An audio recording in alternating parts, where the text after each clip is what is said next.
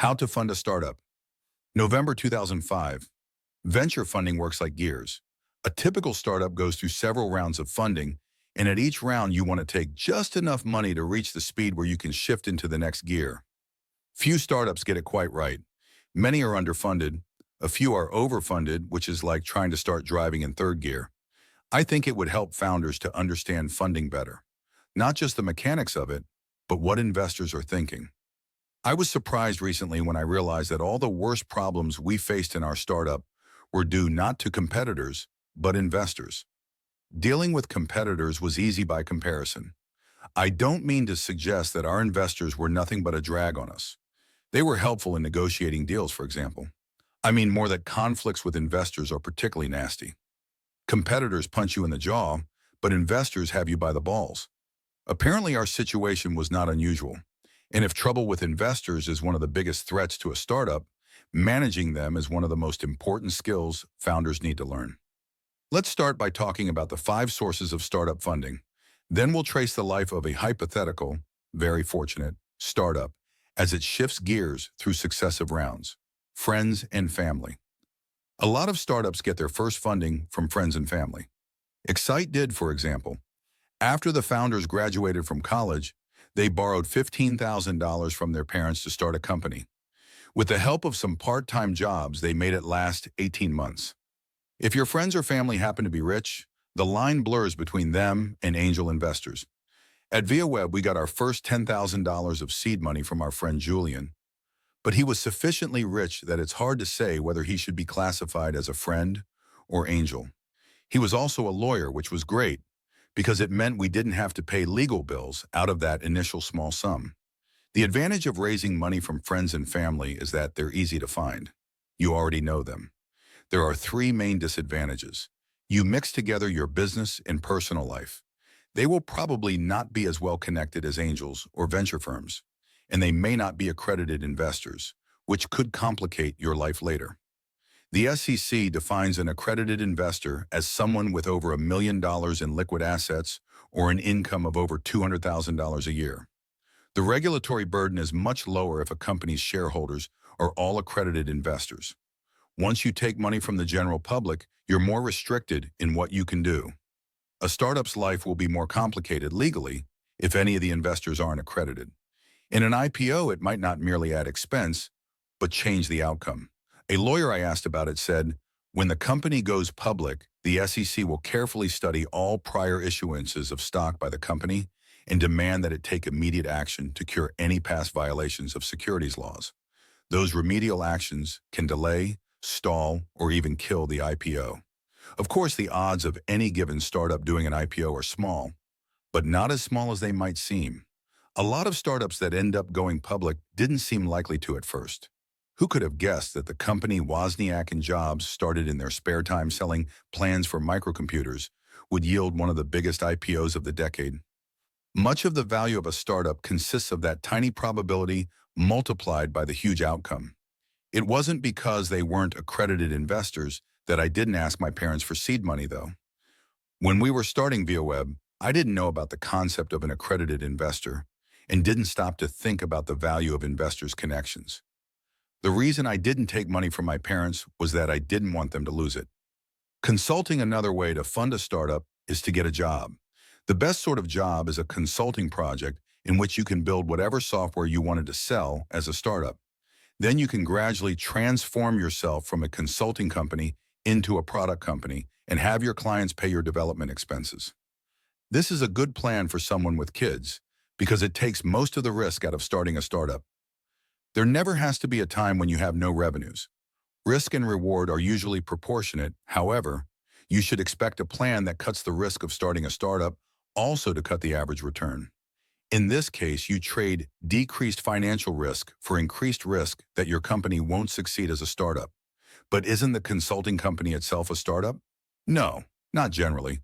A company has to be more than small and newly founded to be a startup. There are millions of small businesses in America, but only a few thousand are startups. To be a startup, a company has to be a product business, not a service business. By which I mean not that it has to make something physical, but that it has to have one thing it sells to many people, rather than doing custom work for individual clients. Custom work doesn't scale. To be a startup, you need to be the band that sells 1 million copies of a song, not the band that makes money by playing at individual weddings and bar mitzvahs. The trouble with consulting is that clients have an awkward habit of calling you on the phone. Most startups operate close to the margin of failure, and the distraction of having to deal with clients could be enough to put you over the edge, especially if you have competitors who get to work full-time on just being a startup. So you have to be very disciplined if you take the consulting route. You have to work actively to prevent your company growing into a weed tree, dependent on this source of easy but low-margin money. Indeed, the biggest danger of consulting may be that it gives you an excuse for failure. In a startup, as in grad school, a lot of what ends up driving you are the expectations of your family and friends. Once you start a startup and tell everyone that's what you're doing, you're now on a path labeled get rich or bust. You now have to get rich or you've failed. Fear of failure is an extraordinarily powerful force. Usually it prevents people from starting things, but once you publish some definite ambition, it switches directions and starts working in your favor. I think it's a pretty clever piece of jujitsu to set this irresistible force against the slightly less immovable object of becoming rich. You won't have it driving you if your stated ambition is merely to start a consulting company that you will one day morph into a startup. An advantage of consulting as a way to develop a product is that you know you're making something at least one customer wants. But if you have what it takes to start a startup, you should have sufficient vision not to need this crutch. Angel investors. Angels are individual rich people. The word was first used for backers of Broadway plays, but now applies to individual investors generally. Angels who've made money in technology are preferable for 2 reasons. They understand your situation and they're a source of contacts and advice. The contacts and advice can be more important than the money. When Dell.ICO.us took money from investors, they took money from, among others, Tim O'Reilly. The amount he put in was small compared to the VCs who led the round, but Tim is a smart and influential guy and it's good to have him on your side. You can do whatever you want with money from consulting or friends and family. With angels, we're now talking about venture funding proper, so it's time to introduce the concept of exit strategy. Younger would-be founders are often surprised that investors expect them either to sell the company or go public. The reason is that investors need to get their capital back. They'll only consider companies that have an exit strategy, meaning companies that could get bought or go public. This is not as selfish as it sounds. There are few large private technology companies. Those that don't fail all seem to get bought or go public. The reason is that employees are investors too, of their time, and they want just as much to be able to cash out. If your competitors offer employees stock options that might make them rich, while you make it clear you plan to stay private, your competitors will get the best people. So the principle of an exit is not just something forced on startups by investors, but part of what it means to be a startup. Another concept we need to introduce now is valuation. When someone buys shares in a company, that implicitly establishes a value for it. If someone pays $20,000 for 10% of a company, the company is in theory worth $200,000. I say in theory because in early stage investing, valuations are voodoo. As a company gets more established, its valuation gets closer to an actual market value. But in a newly founded startup, the valuation number is just an artifact of the respective contributions of everyone involved. Startups often pay investors who will help the company in some way by letting them invest at low valuations. If I had a startup and Steve Jobs wanted to invest in it, I'd give him the stock for $10 just to be able to brag that he was an investor. Unfortunately, it's impractical, if not illegal, to adjust the valuation of the company up and down for each investor. Startups' valuations are supposed to rise over time. So if you're going to sell cheap stock to eminent angels, do it early, when it's natural for the company to have a low valuation. Some angel investors join together in syndicates. Any city where people start startups will have one or more of them. In Boston, the biggest is the Common Angels. In the Bay Area, it's the Band of Angels. You can find groups near you through the Angel Capital Association. However, most angel investors don't belong to these groups. In fact, the more prominent the angel, the less likely they are to belong to a group. Some angel groups charge you money to pitch your idea to them. Needless to say, you should never do this. One of the dangers of taking investment from individual angels, rather than through an angel group or investment firm, is that they have less reputation to protect. A big-name VC firm will not screw you too outrageously because other founders would avoid them if word got out. With individual angels, you don't have this protection, as we found to our dismay in our own startup. In many startups' lives, there comes a point when you're at the investor's mercy, when you're out of money and the only place to get more is your existing investors. When we got into such a scrape, our investors took advantage of it in a way that a name-brand VC probably wouldn't have. Angels have a corresponding advantage, however. They're also not bound by all the rules that VC firms are, and so they can, for example, allow founders to cash out partially in a funding round by selling some of their stock directly to the investors. I think this will become more common. The average founder is eager to do it, and selling, say, $500,000 worth of stock will not, as VC's fears, cause most founders to be any less committed to the business. The same angels who tried to screw us also let us do this. And so on balance, I'm grateful rather than angry. As in families, relations between founders and investors can be complicated. The best way to find angel investors is through personal introductions. You could try to cold call angel groups near you, but angels, like VCs, will pay more attention to deals recommended by someone they respect. Deal terms with angels vary a lot. There are no generally accepted standards. Sometimes angels' deal terms are as fearsome as VCs. Other angels, particularly in the earliest stages, will invest based on a two-page agreement. Angels who only invest occasionally may not themselves know what terms they want. They just want to invest in this startup. What kind of anti-dilution protection do they want? Hell if they know. In these situations, the deal terms tend to be random. The angel asks his lawyer to create a vanilla agreement, and the terms end up being whatever the lawyer considers vanilla, which in practice usually means whatever existing agreement he finds lying around his firm. Few legal documents are created from scratch. These heaps of boilerplate are a problem for small startups because they tend to grow into the union of all preceding documents. I know of one startup that got from an angel investor what amounted to a 500-pound handshake. After deciding to invest, the angel presented them with a 70-page agreement. The startup didn't have enough money to pay a lawyer even to read it, let alone negotiate the terms. So the deal fell through. One solution to this problem would be to have the startup's lawyer produce the agreement instead of the angels.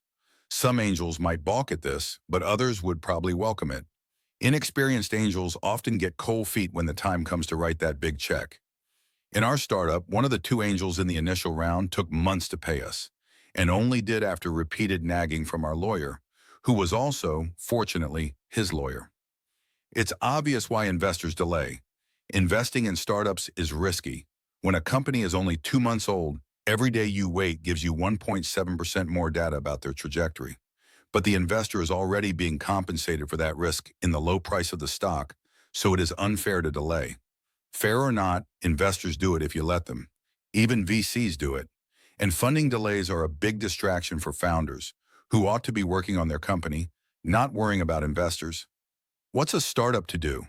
With both investors and acquirers, the only leverage you have is competition. If an investor knows you have other investors lined up, he'll be a lot more eager to close. And not just because he'll worry about losing the deal, but because if other investors are interested, you must be worth investing in. It's the same with acquisitions. No one wants to buy you till someone else wants to buy you, and then everyone wants to buy you. The key to closing deals is never to stop pursuing alternatives. When an investor says he wants to invest in you, or an acquirer says they want to buy you, don't believe it till you get the check. Your natural tendency when an investor says yes will be to relax and go back to writing code. Alas, you can't. You have to keep looking for more investors, if only to get this one to act. Seed firms are like angels in that they invest relatively small amounts at early stages, but like VCs in that they're companies that do it as a business rather than individuals making occasional investments on the side. Till now, nearly all seed firms have been so-called incubators. So Y Combinator gets called one too, though the only thing we have in common is that we invest in the earliest phase. According to the National Association of Business Incubators, there are about 800 incubators in the U.S. This is an astounding number because I know the founders of a lot of startups, and I can't think of one that began in an incubator. What is an incubator? I'm not sure myself. The defining quality seems to be that you work in their space. That's where the name incubator comes from. They seem to vary a great deal in other respects. At one extreme is the sort of pork barrel project where a town gets money from the state government to renovate a vacant building as a high-tech incubator, as if it were merely lack of the right sort of office space that had till now prevented the town from becoming a startup hub. At the other extreme are places like Idea Lab, which generates ideas for new startups internally and hires people to work for them. The classic bubble incubators, most of which now seem to be dead, were like VC firms except that they took a much bigger role in the startups they funded. In addition to working in their space, you were supposed to use their office staff, lawyers, accountants, and so on, whereas incubators tended to exert more control than VCs. Y Combinator exerts less. And we think it's better if startups operate out of their own premises, however crappy, than the offices of their investors. So it's annoying that we keep getting called an incubator, but perhaps inevitable. Because there's only one of us so far and no word yet for what we are. If we have to be called something, the obvious name would be excubator. The name is more excusable if one considers it as meaning that we enable people to escape cubicles. Because seed firms are companies rather than individual people, reaching them is easier than reaching angels. Just go to their website and send them an email. The importance of personal introductions varies, but is less than with angels or VCs. The fact that seed firms are companies also means the investment process is more standardized. This is generally true with angel groups too. Seed firms will probably have set deal terms they use for every startup they fund. The fact that the deal terms are standard doesn't mean they're favorable to you, but if other startups have signed the same agreements and things went well for them, it's a sign that terms are reasonable. Seed firms differ from angels and VCs in that they invest exclusively in the earliest phases, often when the company is still just an idea. Angels and even VC firms occasionally do this, but they also invest at later stages. The problems are different in the early stages. For example, in the first couple months, a startup may completely redefine their idea. So seed investors usually care less about the idea than the people. This is true of all venture funding, but especially so in the seed stage. Like VCs, one of the advantages of seed firms is the advice they offer. But because seed firms operate in an earlier phase, they need to offer different kinds of advice. For example, a seed firm should be able to give advice about how to approach VCs, which VCs obviously don't need to do, whereas VCs should be able to give advice about how to hire an executive team, which is not an issue in the seed stage. In the earliest phases, a lot of the problems are technical, so seed firms should be able to help with technical as well as business problems. Seed firms and angel investors generally want to invest in the initial phases of a startup, then hand them off to VC firms for the next round. Occasionally, startups go from seed funding direct to acquisition, however, and I expect this to become increasingly common. Google has been aggressively pursuing this route, and now Yahoo is too. Both now compete directly with VCs, and this is a smart move. Why wait for further funding rounds to jack up a startup's price? When a startup reaches the point where VCs have enough information to invest in it, the acquirer should have enough information to buy it. More information, in fact, with their technical depth. The acquirers should be better at picking winners than VCs. Venture capital funds VC firms are like seed firms in that they're actual companies, but they invest other people's money and much larger amounts of it. VC investments average several $1,000,000, so they tend to come later in the life of a startup, are harder to get, and come with tougher terms. The word venture capitalist is sometimes used loosely for any venture investor, but there is a sharp difference between VCs and other investors. VC firms are organized as funds, much like hedge funds or mutual funds. The fund managers, who are called general partners, get about 2% of the fund annually as a management fee, plus about 20% of the fund's gains. There is a very sharp drop-off in performance among VC firms, because in the VC business, both success and failure are self-perpetuating. When an investment scores spectacularly, as Google did for Kleiner and Sequoia, it generates a lot of good publicity for the VCs, and many founders prefer to take money from successful VC firms because of the legitimacy it confers. Hence a vicious for-the-loser cycle. VC firms that have been doing badly will only get the deals the bigger fish have rejected, causing them to continue to do badly. As a result, of the 1,000 or so VC funds in the US now, Only about 50 are likely to make money, and it is very hard for a new fund to break into this group. In a sense, the lower-tier VC firms are a bargain for founders. They may not be quite as smart or as well-connected as the big-name firms, but they are much hungrier for deals. This means you should be able to get better terms from them. Better how? The most obvious is valuation. They'll take less of your company, but as well as money, there's power.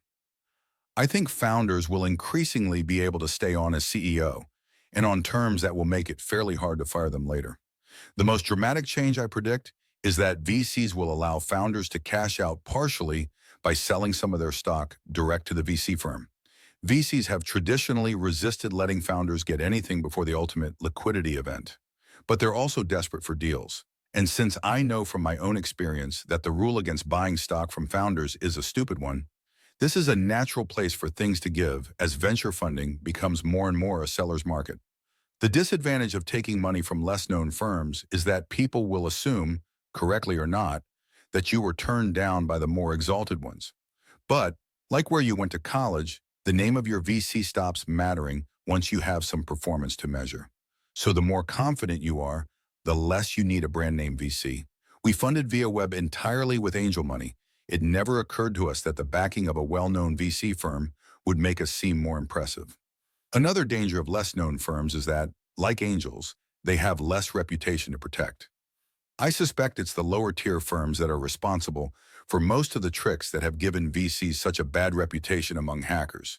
They are doubly hosed, the general partners themselves are less able, and yet they have harder problems to solve, because the top VCs skim off all the best deals, leaving the lower-tier firms exactly the startups that are likely to blow up. For example, lower-tier firms are much more likely to pretend to want to do a deal with you just to lock you up while they decide if they really want to. One experienced CFO said, the better ones usually will not give a term sheet unless they really want to do a deal. The second or third tier firms have a much higher break rate. It could be as high as 50%. It's obvious why. The lower tier firm's biggest fear when chance throws them a bone is that one of the big dogs will notice and take it away. The big dogs don't have to worry about that. Falling victim to this trick could really hurt you. As one VC told me, if you were talking to 4 VCs, told 3 of them that you accepted a term sheet, and then have to call them back to tell them you were just kidding, you are absolutely damaged goods. Here's a partial solution. When a VC offers you a term sheet, ask how many of their last 10 term sheets turned into deals. This will at least force them to lie outright if they want to mislead you. Not all the people who work at VC firms are partners. Most firms also have a handful of junior employees called something like associates or analysts. If you get a call from a VC firm, go to their website and check whether the person you talk to is a partner. Odds are it will be a junior person. They scour the web looking for startups their bosses could invest in. The junior people will tend to seem very positive about your company. They're not pretending. They want to believe you're a hot prospect, because it would be a huge coup for them if their firm invested in a company they discovered. Don't be misled by this optimism. It's the partners who decide, and they view things with a colder eye.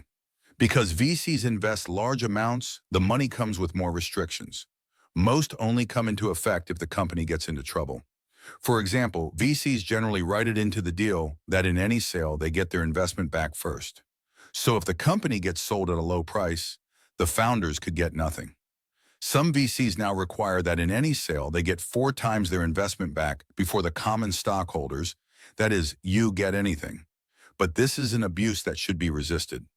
Another difference with large investments is that the founders are usually required to accept vesting, to surrender their stock and earn it back over the next 4 to 5 years. VCs don't want to invest millions in a company the founders could just walk away from. Financially, vesting has little effect, but in some situations it could mean founders will have less power. If VCs got de facto control of the company and fired one of the founders, he'd lose any unvested stock unless there was specific protection against this. So vesting would in that situation force founders to toe the line. The most noticeable change when a startup takes serious funding is that the founders will no longer have complete control. 10 years ago, VCs used to insist that founders step down as CEO and hand the job over to a business guy they supplied. This is less the rule now, partly because the disasters of the bubble showed that generic business guys don't make such great CEOs. But while founders will increasingly be able to stay on as CEO, they'll have to cede some power because the board of directors will become more powerful. In the seed stage, the board is generally a formality. If you want to talk to the other board members, you just yell into the next room. This stops with VC scale money. In a typical VC funding deal, the board of directors might be composed of two VCs, two founders, and one outside person acceptable to both. The board will have ultimate power, which means the founders now have to convince instead of commanding. This is not as bad as it sounds, however. Bill Gates is in the same position. He doesn't have majority control of Microsoft. In principle, he also has to convince instead of commanding. And yet he seems pretty commanding, doesn't he? As long as things are going smoothly, boards don't interfere much. The danger comes when there's a bump in the road, as happened to Steve Jobs at Apple. Like angels, VCs prefer to invest in deals that come to them through people they know. So while nearly all VC funds have some address you can send your business plan to, VCs privately admit the chance of getting funding by this route is near zero. One recently told me that he did not know a single startup that got funded this way. I suspect VCs accept business plans over the transom more as a way to keep tabs on industry trends than as a source of deals. In fact, I would strongly advise against mailing your business plan randomly to VCs because they treat this as evidence of laziness. Do the extra work of getting personal introductions. As one VC put it, "I'm not hard to find. I know a lot of people. If you can't find some way to reach me, how are you going to create a successful company?" One of the most difficult problems for startup founders is deciding when to approach VCs. You really only get one chance because they rely heavily on first impressions. And you can't approach some and save others for later because A, they ask who else you've talked to and when, and B, they talk among themselves. If you're talking to one VC and he finds out that you were rejected by another several months ago, you'll definitely seem shop-worn. So when do you approach VCs? When you can convince them. If the founders have impressive resumes and the idea isn't hard to understand, you could approach VCs quite early. Whereas if the founders are unknown and the idea is very novel, you might have to launch the thing and show that users loved it before VCs would be convinced. If several VCs are interested in you, they will sometimes be willing to split the deal between them. They're more likely to do this if they're close in the VC pecking order. Such deals may be a net win for founders because you get multiple VCs interested in your success, and you can ask each for advice about the other. One founder I know wrote, "Two firm deals are great. It costs you a little more equity, but being able to play the two firms off each other, as well as ask one if the other is being out of line, is invaluable." When you do negotiate with VCs, remember that they've done this a lot more than you have. They've invested in dozens of startups, whereas this is probably the first you founded. But don't let them or the situation intimidate you. The average founder is smarter than the average VC, so just do what you do in any complex, unfamiliar situation. Proceed deliberately and question anything that seems odd. It is, unfortunately, common for VCs to put terms in an agreement whose consequences surprise founders later, and also common for VCs to defend things they do by saying that they're standard in the industry. Standard, schmandard, the whole industry is only a few decades old and rapidly evolving. The concept of standard is a useful one when you're operating on a small scale. Y Combinator uses identical terms for every deal, because for tiny seed stage investments, it's not worth the overhead of negotiating individual deals. But it doesn't apply at the VC level. On that scale, every negotiation is unique. Most successful startups get money from more than one of the preceding 5 sources. And confusingly, the names of funding sources also tend to be used as the names of different rounds. The best way to explain how it all works is to follow the case of a hypothetical startup. Stage 1, seed round. Our startup begins when a group of 3 friends have an idea. Either an idea for something they might build, or simply the idea, let's start a company. Presumably, they already have some source of food and shelter. But if you have food and shelter, you probably also have something you're supposed to be working on, either classwork or a job. So if you want to work full-time on a startup, your money situation will probably change too. A lot of startup founders say they started the company without any idea of what they plan to do. This is actually less common than it seems. Many have to claim they thought of the idea after quitting because otherwise their former employer would own it. The three friends decide to take the leap. Since most startups are in competitive businesses, you not only want to work full-time on them, but more than full-time. So some or all of the friends quit their jobs or leave school. Some of the founders in a startup can stay in grad school, but at least one has to make the company his full-time job. They're going to run the company out of one of their apartments at first, and since they don't have any users, they don't have to pay much for infrastructure. Their main expenses are setting up the company, which costs a couple $1,000s in legal work and registration fees, and the living expenses of the founders. The phrase seed investment covers a broad range. To some VC firms, it means $500,000, but to most startups, it means several months' living expenses. We'll suppose our group of friends start with $15,000 from their friend's rich uncle, who they give 5% of the company in return. There's only common stock at this stage. They leave 20% as an options pool for later employees, but they set things up so that they can issue this stock to themselves if they get bought early and most is still unissued, and the three founders each get 25%. By living really cheaply, they think they can make their remaining money last 5 months. When you have 5 months runway left, how soon do you need to start looking for your next round? Answer: immediately. It takes time to find investors and time, always more than you expect, for the deal to close even after they say yes. So if our group of founders know what they're doing, they'll start sniffing around for angel investors right away. But of course, their main job is to build version 1 of their software. The friends might have liked to have more money in this first phase, but being slightly underfunded teaches them an important lesson. For a startup, cheapness is power. The lower your costs, the more options you have, not just at this stage, but at every point till you're profitable. When you have a high burn rate, you're always under time pressure, which means A, you don't have time for your ideas to evolve, and B, you're often forced to take deals you don't like. Every startup's rule should be spend little and work fast. After 10 weeks' work, the three friends have built a prototype that gives one a taste of what their product will do. It's not what they originally set out to do. In the process of writing it, they had some new ideas. And it only does a fraction of what the finished product will do, but that fraction includes stuff that no one else has done before. They've also written at least a skeleton business plan, addressing the 5 fundamental questions: what they're going to do, why users need it, how large the market is, how they'll make money, and who the competitors are and why this company is going to beat them. That last has to be more specific than they suck or will work really hard. If you have to choose between spending time on the demo or the business plan, spend most on the demo. Software is not only more convincing, but a better way to explore ideas. Stage 2, Angel Round. While writing the prototype, the group has been traversing their network of friends in search of angel investors.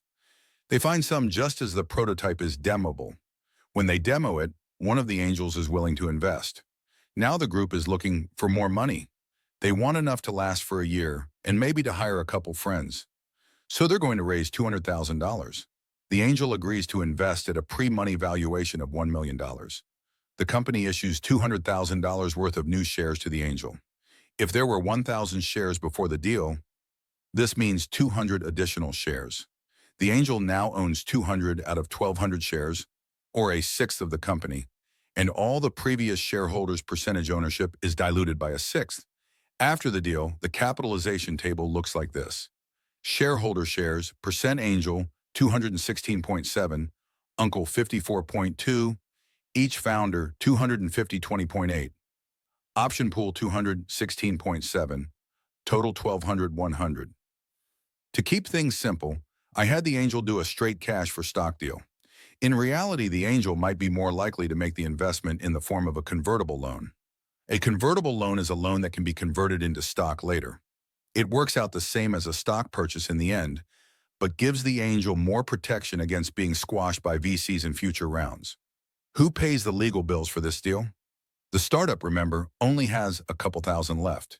In practice, this turns out to be a sticky problem that usually gets solved in some improvised way. Maybe the startup can find lawyers who will do it cheaply in the hope of future work if the startup succeeds. Maybe someone has a lawyer friend. Maybe the angel pays for his lawyer to represent both sides. Make sure if you take the latter route that the lawyer is representing you rather than merely advising you, or his only duty is to the investor. An angel investing $200,000 would probably expect a seat on the board of directors. He might also want preferred stock, meaning a special class of stock that has some additional rights over the common stock everyone else has. Typically, these rights include vetoes over major strategic decisions, protection against being diluted in future rounds, and the right to get one's investment back first if the company is sold. Some investors might expect the founders to accept vesting for a sum this size, and others wouldn't. VCs are more likely to require vesting than angels. At ViaWeb, we managed to raise $2.5 million from angels without ever accepting vesting, largely because we were so inexperienced that we were appalled at the idea. In practice, this turned out to be good because it made us harder to push around. Our experience was unusual. Vesting is the norm for amounts that size. Y Combinator doesn't require vesting because A, we invest such small amounts, and B, we think it's unnecessary, and that the hope of getting rich is enough motivation to keep founders at work. But maybe if we were investing millions, we would think differently. I should add that vesting is also a way for founders to protect themselves against one another. It solves the problem of what to do if one of the founders quits. So some founders impose it on themselves when they start the company. The angel deal takes 2 weeks to close, so we are now 3 months into the life of the company. The point after you get the first big chunk of angel money will usually be the happiest phase in a startup's life. It's a lot like being a postdoc. You have no immediate financial worries and few responsibilities. You get to work on juicy kinds of work, like designing software. You don't have to spend time on bureaucratic stuff because you haven't hired any bureaucrats yet. Enjoy it while it lasts and get as much done as you can because you will never again be so productive. With an apparently inexhaustible sum of money sitting safely in the bank, the founders happily set to work turning their prototype into something they can release. They hire one of their friends, at first just as a consultant, so they can try him out, and then a month later as employee number 1. They pay him the smallest salary he can live on, plus 3% of the company in restricted stock, vesting over 4 years. So after this, the option pool is down to 13.7%. They also spend a little money on a freelance graphic designer. How much stock do you give early employee? That varies so much that there's no conventional number. If you get someone really good, really early, it might be wise to give him as much stock as the founders. The one universal rule is that the amount of stock an employee gets decreases polynomially with the age of the company. In other words, you get rich as a power of how early you were. So if some friends want you to come work for their startup, don't wait several months before deciding. A month later, at the end of month 4, our group of founders have something they can launch. Gradually, through word of mouth, they start to get users. Seeing the system in use by real users, people they don't know, gives them lots of new ideas. Also, they find they now worry obsessively about the status of their server. How relaxing founders' lives must have been when startups wrote VisiCalc. By the end of month 6, the system is starting to have a solid core of features and a small but devoted following. People start to write about it, and the founders are starting to feel like experts in their field. We'll assume that their startup is one that could put millions more to use. Perhaps they need to spend a lot on marketing, or build some kind of expensive infrastructure, or hire highly paid salesmen. So they decide to start talking to VCs. They get introductions to VCs from various sources. Their angel investor connects them with a couple. They meet a few at conferences. A couple VCs call them after reading about them. Step 3, Series A round armed with their now somewhat fleshed out business plan and able to demo a real working system. The founders visit the VCs they have introductions to. They find the VCs intimidating and inscrutable. They all ask the same question: who else have you pitched to? VCs are like high school girls. They're acutely aware of their position in the VC pecking order, and their interest in a company is a function of the interests other VCs show in it. One of the VC firms says they want to invest and offers the founders a term sheet. A term sheet is a summary of what the deal terms will be when and if they do a deal. Lawyers will fill in the details later. By accepting the term sheet, the startup agrees to turn away other VCs for some set amount of time while this firm does the due diligence required for the deal. Due diligence is the corporate equivalent of a background check.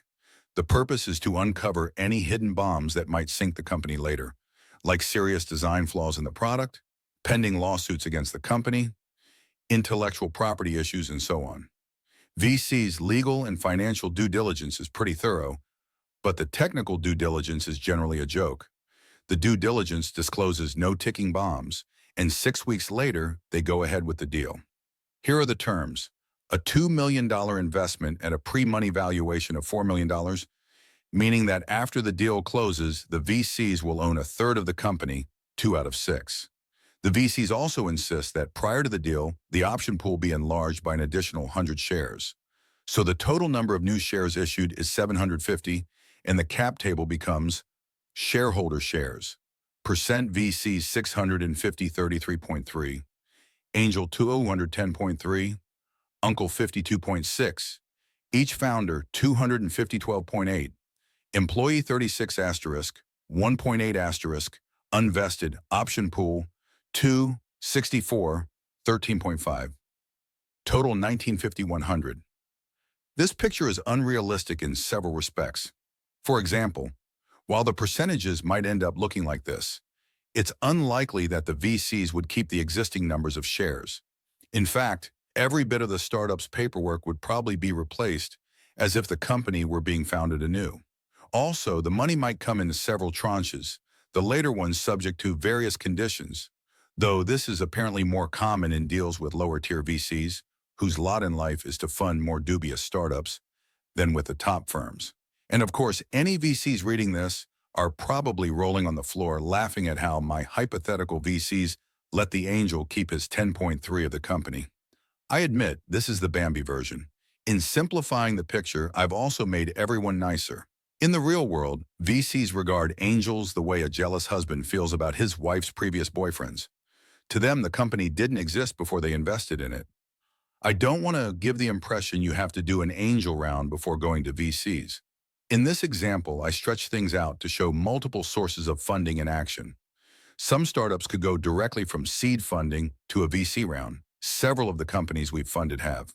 The founders are required to vest their shares over 4 years, and the board is now reconstituted to consist of 2 VCs, 2 founders, and a 5th person acceptable to both. The angel investor cheerfully surrenders his board seat. At this point, there is nothing new our startup can teach us about funding, or at least nothing good. The startup will almost certainly hire more people at this point. Those millions must be put to work after all. The company may do additional funding rounds, presumably at higher valuations. They may, if they are extraordinarily fortunate, do an IPO, which we should remember is also in principle a round of funding, regardless of its de facto purpose. But that, if not beyond the bounds of possibility, is beyond the scope of this article. Deals fall through to brew. Anyone who's been through a startup will find the preceding portrait to be missing something: disasters. If there's one thing all startups have in common, it's that something is always going wrong. And nowhere more than in matters of funding. For example, our hypothetical startup never spent more than half of one round before securing the next. That's more ideal than typical. Many startups, even successful ones, come close to running out of money at some point. Terrible things happen to startups when they run out of money because they're designed for growth, not adversity. But the most unrealistic thing about the series of deals I've described is that they all closed. In the startup world, closing is not what deals do. What deals do is fall through. If you're starting a startup, you would do well to remember that. Birds fly, fish swim, deals fall through. Why? Partly the reason deals seem to fall through so often is that you lie to yourself. You want the deal to close, so you start to believe it will. But even correcting for this, startup deals fall through alarmingly often, far more often than, say, deals to buy real estate. The reason is that it's such a risky environment. People about to fund or acquire a startup are prone to wicked cases of buyer's remorse. They don't really grasp the risk they're taking till the deal's about to close. And then they panic, and not just inexperienced angel investors, but big companies too. So if you're a startup founder wondering why some angel investor isn't returning your phone calls, you can at least take comfort in the thought that the same thing is happening to other deals 100 times the size. The example of a startup's history that I've presented is like a skeleton, accurate so far as it goes, but needing to be fleshed out to be a complete picture. To get a complete picture, just add in every possible disaster. A frightening prospect? In a way, and yet also in a way encouraging. The very uncertainty of startups frightens away almost everyone. People overvalue stability, especially young people, who ironically need it least. And so, in starting a startup, as in any really bold undertaking, merely deciding to do it gets you halfway there. On the day of the race, most of the other runners won't show up. Notes: the aim of such regulations is to protect widows and orphans from crooked investment schemes. People with $1 million in liquid assets are assumed to be able to protect themselves. The unintended consequence is that the investments that generate the highest returns, like hedge funds, are available only to the rich. Consulting is where product companies go to die. IBM is the most famous example. So starting as a consulting company is like starting out in the grave and trying to work your way up into the world of the living. If near you doesn't mean the Bay Area, Boston, or Seattle, consider moving. It's not a coincidence you haven't heard of many startups from Philadelphia. Investors are often compared to sheep, and they are like sheep, but that's a rational response to their situation. Sheep act the way they do for a reason. If all the other sheep head for a certain field, it's probably good grazing. And when a wolf appears, is he going to eat a sheep in the middle of the flock or one near the edge? This was partly confidence and partly simple ignorance. We didn't know ourselves which VC firms were the impressive ones.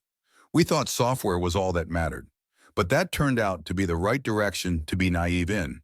It's much better to overestimate than underestimate the importance of making a good product. I've omitted one source: government grants. I don't think these are even worth thinking about for the average startup. Governments may mean well when they set up grant programs to encourage startups, but what they give with one hand, they take away with the other. The process of applying is inevitably so arduous and the restrictions on what you can do with the money so burdensome that it would be easier to take a job to get the money. You should be especially suspicious of grants whose purpose is some kind of social engineering, e.g. to encourage more startups to be started in Mississippi. Free money to start a startup in a place where few succeed is hardly free. Some government agencies run venture funding groups, which make investments rather than giving grants.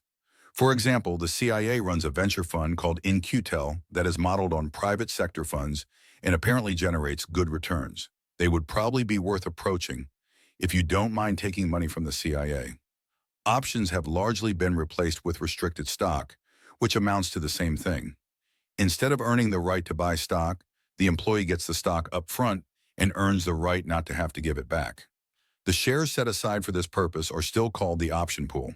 First-rate technical people do not generally hire themselves out to do due diligence for VCs. So the most difficult part for startup founders is often responding politely to the inane questions of the expert they send to look you over. VCs regularly wipe out angels by issuing arbitrary amounts of new stock. They seem to have a standard piece of casuistry for this situation, that the angels are no longer working to help the company and so don't deserve to keep their stock. This, of course, reflects a willful misunderstanding of what investment means. Like any investor, the angel is being compensated for risks he took earlier. By a similar logic, one could argue that the VCs should be deprived of their shares when the company goes public. One new thing the company might encounter is a down round, or a funding round at valuation lower than the previous round. Down rounds are bad news. It is generally the common stockholders who take the hit. Some of the most fearsome provisions in VC deal terms have to do with down rounds, like full ratchet anti-dilution, which is as frightening as it sounds. Founders are tempted to ignore these clauses because they think the company will either be a big success or a complete bust. VCs know otherwise. It's not uncommon for startups to have moments of adversity before they ultimately succeed. So it's worth negotiating anti-dilution provisions, even though you don't think you need to, and VCs will try to make you feel that you're being gratuitously troublesome. Thanks to Sam Altman, Hutch Fishman, Steve Huffman, Jessica Livingston, Sesha Pratap, Stan Rice, Andy Singleton, Zach Stone, and Aaron Swartz for reading drafts of this.